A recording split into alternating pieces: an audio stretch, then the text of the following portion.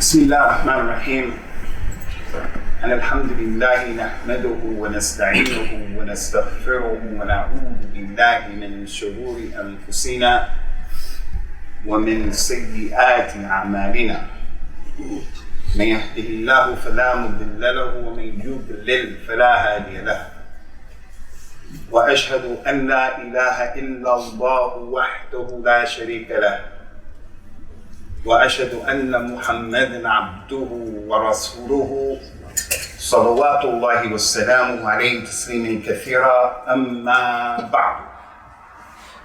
Last time that I was here, I gave the khutbah about the issue of the importance, the wujub, the obligation of getting married to a woman through the Wali. And that khutbah was like the intisar and the difa for the awliya. It was their haqq. So we have fathers here, brothers, uncles, sons of women, who we don't want anybody to get married to any of our women without us being involved. There is a hadith that Anas ibn Malik, may Allah be pleased with him, he said, "Nuhina an natakallama bin nisa'i illa bi-idhni awliyatihin." We have been prohibited from talking to women except if their wali gives you permission. So I can't get on the internet, I can't get on the email, I can't start kicking it with some sister and her awliya don't know about it. What about getting married? I don't want anybody talking to my daughter unless I know about it and I gave them permission. Whether it's about marriage or other than marriage. So that khutbah was for the awliyas, his haqq. I stood here in defense of the awliya. But as it is said, there are two sides to every coin. There's a flip side to every story. When people come here, they come to you and they make complaints, you can't just take one side of the story until you hear the other side of the story. For every qissa there is tarafan. Every story has at least two sides. And this mas'ala has another side. But because it was so much information, we didn't do it last week because we couldn't do it justice. But we're going to deal with it right now, inshallah. So last week's khutbah was about the impermissibility of getting married without the permission of the wali. And we talked in that khutbah as well about we respect the ulama of al-Islam. But when those scholars make mistakes, we take their statements and we throw them against the wall while at the same time protecting the karama of that scholar, no matter who he is, ka'in man ka'in. Because there's only one ma'soom in this religion.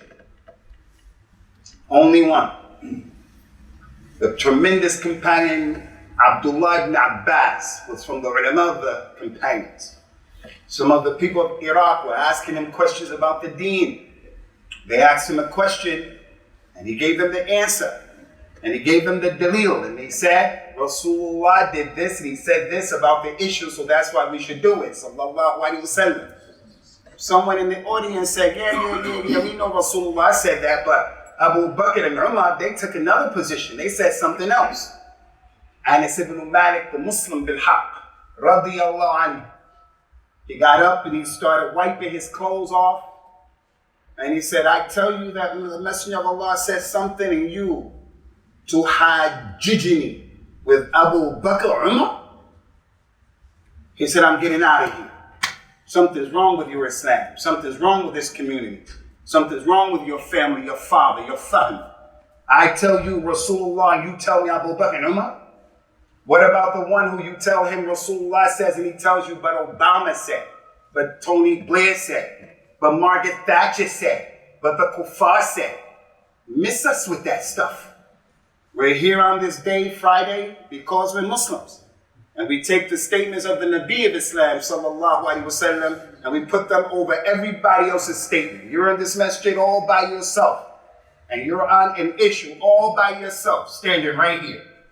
And everybody in this masjid on all these floors in every room, they are in opposition to you because you're taking a proper position with dalil. And all of them them are against you, you stand there and be against them. And don't let that kafirah push you off of that square. Because the haqq is not based upon how many said. It's based upon what Allah reveals. Based upon the Nabi sallallahu alaihi wasallam. There was a man who was a student of Anas ibn Malik. And when it came to the issue of reading the basmala, when you make salah, the man was reading Bismillah ar-Rahman ar-Rahim, Alhamdulillah, and they would read. Anas ibn Malik said, I pray behind the Nabi sallallahu alaihi wasallam. I pray behind Abu Bakr and Umar doing their khilafah. And when they used to lead the salah, they used to say, Alhamdulillah Rabbil Alameen. They didn't say the basmala. The man said, but I heard so-and-so say. He said, I told you Rasulullah said something, Abu Bakr and Umar said something, and you tell me somebody else said something? What's wrong with you? What's wrong with you? So the point here is, we talked about that. We respect the ulama. Let everybody make mistakes. Everybody get it right, get it wrong, except al-Mustafa al-Mujtaba, Abu Qasim sallallahu alaihi wasallam. The flip side of the coin that we want to deal with today, inshallah, is the girl respects her father, her uncles, her brother, her son, and she doesn't want to get married without a wali. She would never do something like that. I don't care how slick Rick is. I don't care Chili Willy stepped to her. She's gullible. She has no knowledge. But she's not listening to anybody. I have a father. I don't care how handsome you are. I don't care what you have. That's my dad. There's no way in the world I'm going to talk to you and get married to you without my father. That's the tarbiyah that she had. She's a good girl. So she sees the wali, believes in the wali. And then we have the brother, and he also respects that. So he comes to me as the wali of my daughter. And he goes to you as the wali of your sister, of your daughter. And then when you have this man respecting you, we don't cooperate with him. So we do one of two things. There are people in our community, awliya, the fathers, uncles, brothers, sons of these women. We do two things with these girls. One is, we force them to get married. Al-Ijbar and Al-Iqra. 2021, the kuffar of England. 2021, they are upset with the ummah of Islam because we still have people forcing their daughters to get married back where we come from. 2021, 1,443 years after the hijrah of al-Mustafa, we have people still in this country forcing their girls to get married. So we force them to get married, the awliya. Or a nice brother comes and he wants to marry my daughter. But because he's not African American, because he's not a doctor, because he's not an Arab, because he's not from my Kabila or something like that, I say no. Not only do I say no, I don't even give the boy an audience. We want to deal with this issue very quickly. As it relates, inshallah, to the people who force their daughters to get married, right now, I find it amazing. Wallahi, I find it amazing. How many superlatives can we use to describe that action? That is something that's asinine. It's retarded. It's oppressive. It's takhalluf. That stuff is backwards. You're like a caveman walking around with the dinosaurs. That stuff doesn't make any sense. Coming to your daughter, making her marry someone she doesn't want to marry. It goes against the usul of al-Islam. It goes against the aqliyah of al-Islam, the ruh of al-Islam. The daughter in my house, she doesn't like mulukhiyah. She doesn't like bamia. She doesn't like it. I ask her, what are you going to eat this mulukhiyah? You're going to eat it. No, I can't force her to do something like that. The deen doesn't allow me to force her to eat bamia. But the deen is going to allow me to force her to get married to a man she doesn't want. It goes against the usul of the religion, the dururiyat al-khamsa, al-Islam. Everything that's haram, everything that's halal, it is there like that to either push a mafsada off of you or to pull something that's from the maslahah to you. But by doing this, you don't do either one of those. You are backwards. You are backwards. That is dhulm, fujur. That's crazy. The lady came with her dad to the Prophet sallallahu alaihi wasallam. The father said, Ya Rasulullah, I'm telling my daughter to get married. She doesn't want to listen to me. I want to marry her to my nephew. Rasulullah said, listen to your father. Obey your father. The girl said, La wallahi ya Rasulullah. I'm not going to listen to him. She wasn't being disrespectful. She had something on her mind. Ya Rasulullah, I don't want to listen to him until you tell me what is the haqq of the husband over the wife. If I get married, what do I have to do? What's the haqq of this man? I'm married. I got haqq over my wife. What's my haqq over my wife? Rasulullah sallallahu alaihi wasallam wanted to teach her about the level of the haqq of the husband. All of the husbands out here, you want your haqq? There's a flip side to that story. Get up and work. Take care of the girl. There's a flip side to that. Ma haqq, ma haqq. Waylun lil mutaffifin. Here's a mutaffif. He wants his haqq, but he doesn't want to give other people a haqq. Rasulullah said, okay, I'll tell you the haqq. The haqq of your husband over the wife is if he developed a sore in his nose and the wife licked it out with her tongue and her lips and she cleaned it with her mouth and swallowed the pus, swallowed the blood, swallowed the scab of the sore in his nose, she would not have given him his haqq. Rasulullah didn't tell you to go home and tell your wife, come clean my nose with your mouth. That's not what this hadith is saying. He's given her a method, an example. If she did this, she would not have given him his haqq. The girl said, well, wallahi, I will never get married. I'm not getting married. So the Prophet told the men, sallallahu alaihi wasallam, la tujbiru banatikum ala nikah.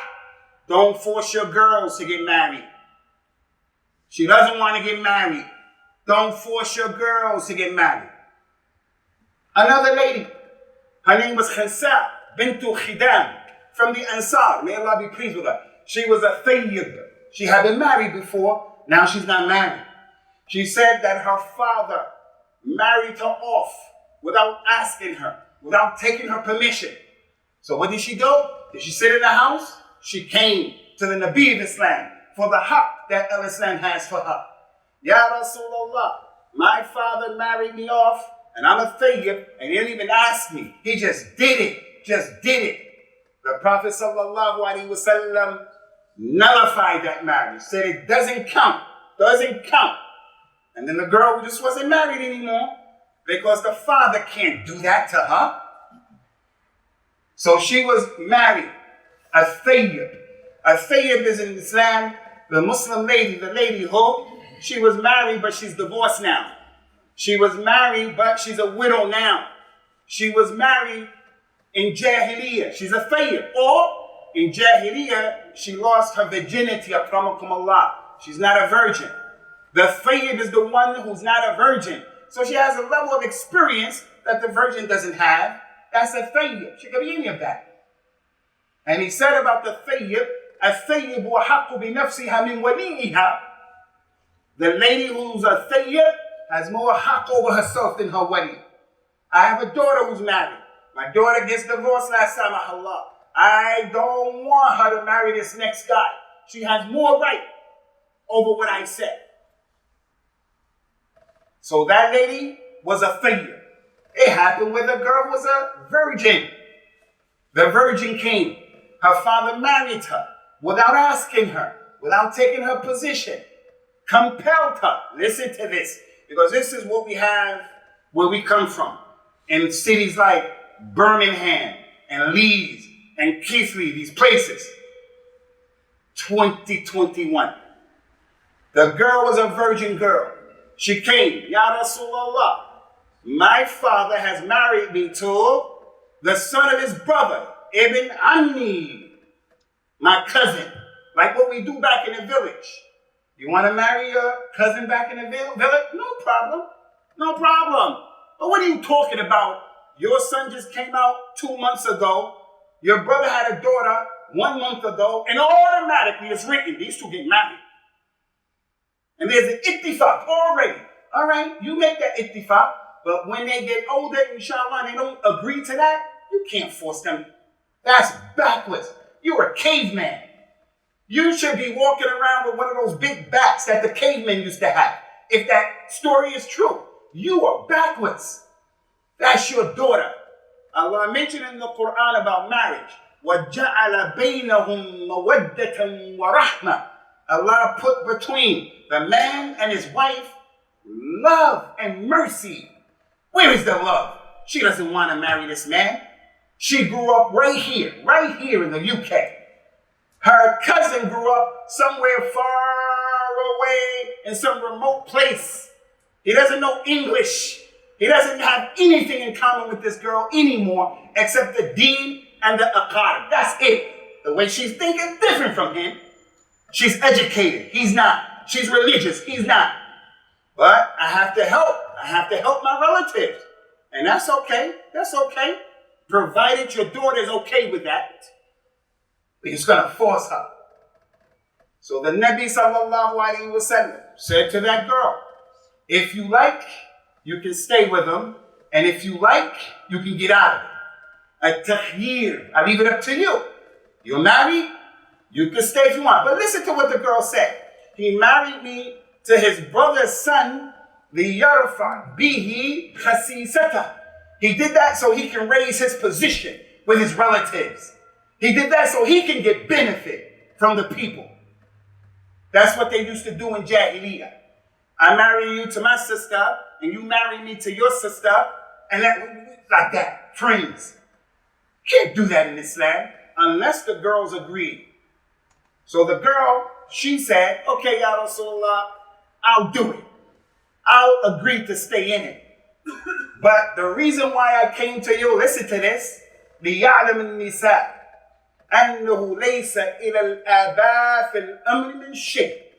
I came to you to protest and to say what I did so that the women of the community would know that the fathers don't have the right to do this. The fathers don't have the right to do this. It's not saying that the fathers don't have the right to al-wilaya, but they don't have the right to force the girl to do this. So that's one side. Al-ijbar. The hadith is clear. La tujbiru banatikum ala nikah. Don't force your daughters to get married. The brother, he's 25, 26. His father's on the scene, and his father's doing it. It's your responsibility as the son, as the brother, that sister, that you have to step forth and say to your father, this is not permissible. You have to help your sister. You can't sit back and be quiet. You have to get involved, and you have to tell them, this is backwards. Where's the benefit of that? And how many of us, I ask you by Allah, I ask you by Allah, how many do we know got married to their brother, their cousins, and it didn't work? So one of the two, a brother and a sister, marry a brother and a sister. This brother's religious, and this sister's religious. It didn't work for the other two, so once they get divorced, the family comes and put pressure and say, we're going to take out the other one from you. She didn't have anything to do with it. It didn't have anything to do with it. This is where the taqaleed and the adat of the people are oppressive. Islam allows you to take your culture. Islam allows you to be proud of your culture. Wallahi, I'm proud to be African American. But those evil things about my culture, I put them on the side. There's nobody in this place that's going to make me feel I'm lesser than you because I'm African American. You must know that about me. You should be the same way. That man can be from Quraysh. He has a direct line in his lineage to the Nabi, sallallahu alaihi wasallam. He's not better than anyone just because he's from Quraysh. So the culture is a problem. It is something that gives a khanaq, strangles the people. The way we do when we die. Someone dies, we have to go for 3 days. I have to feed everybody from, come on. But that's not the point right now. The second thing is this issue of not marrying people when they come to you. We mentioned last week the clear hadith about the story of Ma'qil ibn Yasar. May Allah be pleased with him. فَلَا تَعْدُلُهُنَّ يَنْكِحْنَ أَزْوَاجُهُنَّ. Don't stop these girls from marrying those husbands who divorced them. You can't stop her. No one has the right to stop his daughter from getting married to someone she loves, unless he has a religious reason. So the ayah said, don't stop them. Another incident happened, and there are many, many, like I mentioned. الثيب أحق بنفسها من وليها والبكر تستأذن وإذنها سكوتها. He says, sallallahu alayhi wa sallam, the woman who's already been married, she has more rights over herself than her wedding. That girl has been married. She has some experience. She knows something about the life, what she wants, what she doesn't want. So therefore, if her father says no, she has a right to say to her father, now I'm going to marry this man. And we'll come to that, inshallah. But that's one of the clear adillah. And there are many, many, many. Now there's this issue now, and this is common. There's a problem between the father and the girl. The father says, no, no, no. Why not, Dad? Why not? Why won't you at least sit with him and listen? He's from the same tribe. He comes from a good family. He ticks all of the boxes. It's not like he's out there smoking weed. He has dreadlocks in his hair. Listen to reggae music. He's not that guy. Some knucklehead bum that when you see him, you say, is he a Muslim? He's a Muslim, but he lost himself. He's not like that. He's a good kid, a productive kid. The Prophet told the people here, sallallahu alayhi wa sallam, إِذَا جَاءَكُمْ مَنْ تَرْضَوْنَ دِينَهُ وَخُلُقَهُ فَزَوِّجُوهُ وَإِن لَمْ تَفْعَلُوا تَكُنْ فِي الْأَرْضِ فِتْنَةٌ وَفَسَادٌ عَرِيضٌ. If someone comes to you and you're pleased with his deen and you're pleased with his akhlaq, then you better marry him. If you don't marry him, there's going to be fitna in the earth, and there's going to be fasad that is widespread. It didn't say fitna in your house, fitna in the earth. So what happens? The boy comes to marry the father. The Wali says no, but they're in the university together, so they hook up. Fitna. Next thing you know, she's carrying a baby, and she's to blame, and you're to blame. Yawmul Qiyamah. You're to blame. The ayah said, تعاونوا على البر والتقوى ولا تعاونوا على الإثم والعدوان. That's ithm and udwan. You're to blame. It's going to be fitna in the earth. Fitna, not in your house only. What's the fitna in the earth? What is the fasad arid? Your daughter is going to hate you. And she's going to make dua that you die. And she's going to cut you off. And she's going to run away from you. She's going to elope. In America, the kuffar, if you want to get married and you're under the age of 18, you can go to Las Vegas where they gamble and they will marry you without any questions. This is not Las Vegas. Islam is not Las Vegas. Islam is a religion of Navam. Islam is a religion that came to make things smooth and easy. So the hadith is clear. If someone comes to you, he has good deen, good character, then you better marry him. So how are you going to know if he has good deen, good character? You ask the people in the community. You go out, you make the taftish. You go out and you look and you start asking. You bring that guy to your house. Come. You go to his house. What's wrong with that? But right away, no. Why? Because he's from Bangladesh and she's from Mirpur. Because this one is a white Arab from the Khalij. Fatih alone, this one is light, and this one is an Arab from North Africa. So we won't even listen. We won't even listen. That's Jahiliyyah. And that's selfish on your part. لِيَرْفَعْ بِهِ خَسِيسَتَهُ. He's just doing that because he want to get benefit. He's scared what the people are going to say. But he already has another daughter who married someone from the tribe, from the village, from all that, and it didn't work. He himself, the mother, it didn't work between the father and his first wife because there was no compatibility. That's what we have to look for. Now we come to this issue. It's the last issue for today, inshallah. And that issue is, what happens when the dad says no and he doesn't budge? And the girl says, no, I'm not budging neither. And now they have a problem. I say to the girl and I say to the boy, don't break up the relationship between any girl and her dad. We say in America, blood is thicker than water. There's no badil for the dam that goes through your body and your relatives, especially your mother and your father. من ترك شيئا لله عوضه الله ما هو خير منكم. I want to marry that girl. I'm in love with that girl. I really want her deen, all of that. But it's going to break up her family. Let me leave this for Allah's sake. Because Allah is going to give me better than that. The girl has to look at it like that. I'm going to tell that girl, don't marry that man. Don't marry him. Because when you get pregnant, inshallah, your mother won't be there. Your family won't be there. When the Eid comes, your mother won't be there. Your family won't be there. They're going to cut you off. You're going to cut them off. Who here can live without his parents and his relatives after today? And if you're a person living without them, something's wrong with you. Something is wrong with you. Something's wrong. But Al-Islam made the mu'alaj of this mushkila. The dad is not budging. The girl is not budging. What did the Prophet say?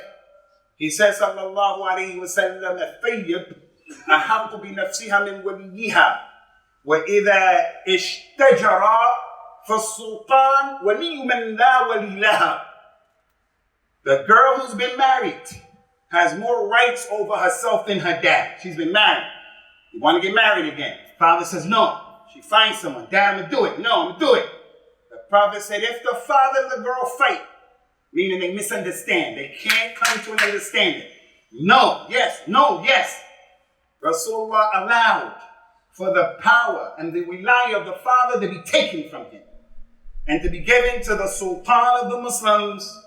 So where you come from, Sudan, Somalia, Libya, Egypt, wherever you come from, whatever the nizam is with the sultan, he gets it. We don't have that here. So who does the sultan go to? The sultan goes to the masjid or some organization like the masjid. But when they come to me with that, the girl comes to me and I hear the story. I say, oh, your dad, he was acting like that. Okay, let me check it out. I talk to the dad and I find that the dad is anid, mutakabbir, jahil, mustakbir, musta'ala al-nas. I found him like that. Still, I'm not going to marry him to that boy, marry her very quickly. I'm going to find out who's your Jama'at, where's your brothers, who knows you. And I'm going to keep trying 1 week, 2 weeks. Hey man, come talk to your man. Hey, this is your brother. I'm going to try 1 week, 2 weeks, 1 month with what is ma'qul, with what is ma'ruf. But I'm not going to do it and I stand here on this member and I say to you, wallahi billahi tallahi. There was a girl who for 3 years kept calling me from the age of 18. Wallahi, called me for 3 years. Another man came. Another man came. Be patient. Be patient. Be patient. Now she finished school. She wants to get married. Physically, mentally, she wants to get married. And here she has a dad, one of the most difficult people. After 3 years, I said, look, I'm a witness that you have waited a lot. If you want to go ahead and do this, do it with somebody, but let them try to convince him for the last time. So the shahid min al-kalam, you come to the imam. No imam in his right mind, worth his weight in salt, should just say, okay, I hear the story and just marry them. No. It goes to that dad. Hey, come on, brother. Don't be like that. Hey, he's the best friend. Hey, he's the uncle. Hey, come. And keep trying. And you find he doesn't budge. Islam allows that wilayah to be taken from him. But we're going to tell that girl, like I told you, sister, this is a big step. Blood is thicker than water. What happens if it turns out that you and this man get divorced? What happens if he dies and you need your family but they cut you off? So for you brothers who are awliya to these girls, if someone comes to you with deen and with akhlaq, then marry them off. أقول قولي هذا واستغفر الله لي ولكم ونسأل الله تعالى التوفيق والسداد.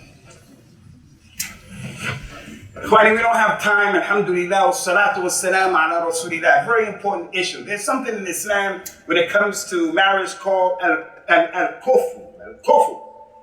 That means like compatibility. Like where I come from is the city. And my daughter grew up in the city. Maybe my daughter marrying someone who comes in the badia. He comes from the desert. There's differences between that. That lady over there, she's from the Ashraf. She's from Quraysh. Not Kanan Farid. She went to Cairo somewhere and got a paper and a fake Nesab in Cairo. And I'm the father going around Quraysh. I'm not that. Really from Quraysh. Really. She's from Bani Hashim, from Quraysh. That girl. My son, Usamah, comes. Revert Muslim African American. He's not from Quraysh. His ajdad was Stuart Bidu. That father says, oh, Usamah, he ticks the boxes, but my daughter's Qurayshia. And he has the haq to say that. He has the haq to say that. Doesn't mean that she's better than my son, but in terms of the urf, in terms of the people, you have to consider all of that. So the man, he's a revert and he's practicing with deen and all that, but he wants to marry a girl from Somalia. But her tribe, they're not that. She's a Somali girl and it's a revert. They say, nah, we don't want that. We're not going to say that's haram. Prophet Muhammad never married a girl, sallallahu alaihi wasallam, a woman who came from a lower tribe than him. Never. They were always women with high lineage, all of them. But if the father sees that that man has deen and akhlaq, that's what should motivate him. But it is permissible for the wali to reject the boy because of issues that are religious. So there has to be compatibility. And this issue is a slippery slope. It comes with taqwa and it comes with knowledge. Just don't run out this door talking about, I'm on the hop. I'm never going to marry anybody except someone from my tribe. I'm not saying that. What I'm saying is, we're going to look at compatibility. And I don't want the young brother saying, he says, oh, the deen said khuluq, the khuluq and the deen, that's it? Yeah, that's the most important things. But the hadith said, tunkiru al-mar'a li-arba'. A woman is married for 4 reasons. We marry women because of their lineage. We marry women because of their beauty. We marry women because of the money that they have. We marry women because of their deen. فَاظْفَرْ بِذَاتِ الدِّينِ تَرَبَتْ يَدَاكَ. Marry that religious woman. That's the most important thing. But you can marry her for those other issues. For the nasab. So brothers in Islam, take care of your daughters. لَا تَكْرُهُ الْبَنَاتِ فَإِنَّهُنَّ مُؤَنَّسَاتِ غَالِيَاتِ. Don't hate your daughters because they are the ones who you sit with and they love you. You have a special relationship with your daughters.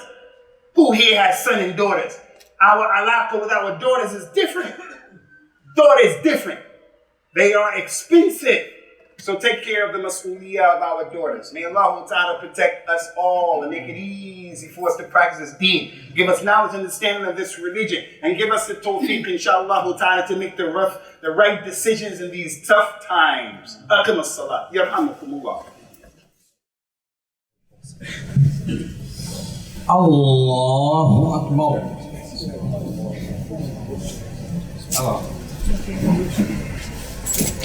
الحمد لله رب العالمين الرحمن الرحيم مالك يوم الدين إياك نعبد وإياك نستعين اهدنا الصراط المستقيم صراط الذين أنعمت عليهم غير المغضوب عليهم ولا الضالين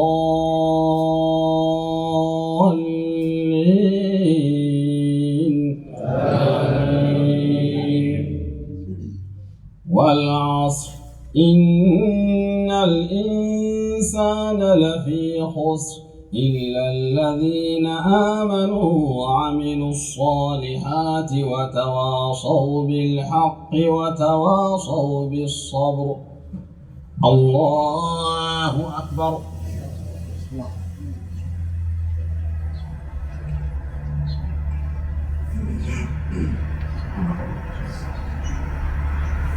سمع الله لمن حمده. الله أكبر.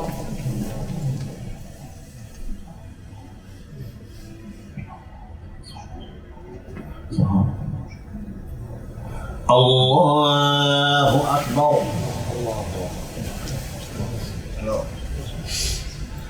الله أكبر.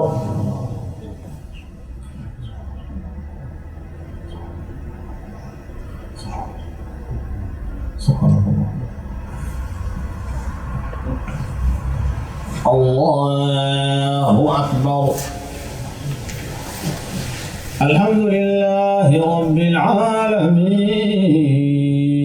الرحمن الرحيم مالك يوم الدين إياك نعبد وإياك نستعين اهدنا الصراط المستقيم صراط الذين أنعمت عليهم غير المغضوب عليهم ولا الضالين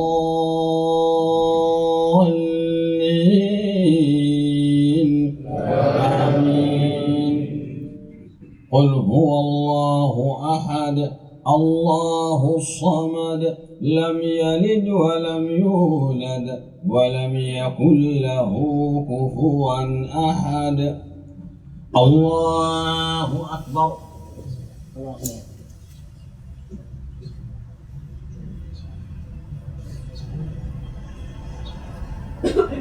سمع الله لمن حمده. الله أكبر.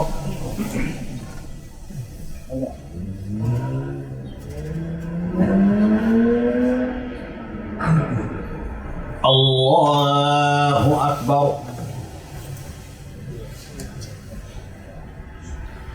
الله أكبر.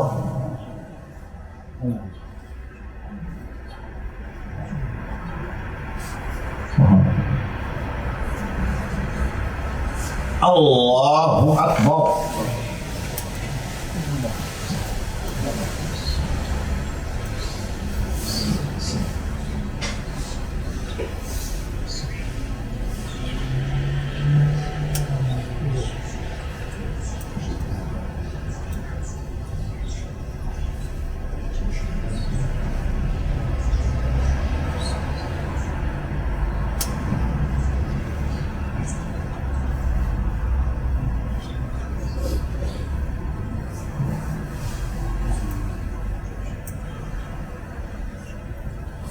السلام عليكم ورحمة الله.